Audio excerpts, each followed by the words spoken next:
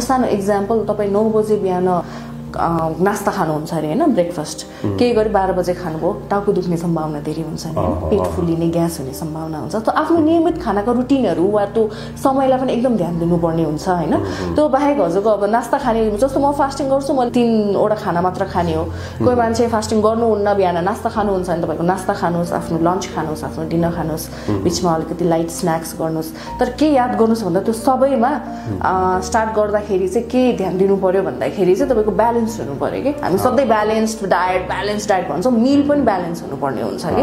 दिनभरिको खाना भन्दा नि युजुअली मैले चाहिँ मिल पनि ब्यालेन्स गर्न खोज्नुहोस्। जस्तो बिहानको नास्तामा तपाईँको कार्बोहाइड्रेट, प्रोटिन, फ्याट छ भने 3टै ब्यालेन्स गरेर खाने। लन्च त हाम्रो दाल भात तरकारी एकदम ब्यालेन्स्डै हुन्छ। अब दिउँसोको स्न्याक्स गर्दाखेरि पनि अब फ्रुट्सहरू खाइरहनु भएको हुन्छ कतिजनाले, फ्रुटसँग मेबी अलिकति बदामहरू मिक्स गरेर खानुभयो भने प्रोटिन र फ्याट पनि पुग्यो। अब बेलुका डिनर अलिक छिटो गर्ने, एकदम छिटो डिनर गर्दाखेरि स्वस्थ रहन एकदम महत्त्वपूर्ण, एकदम राम्रो हुन्छ हैन।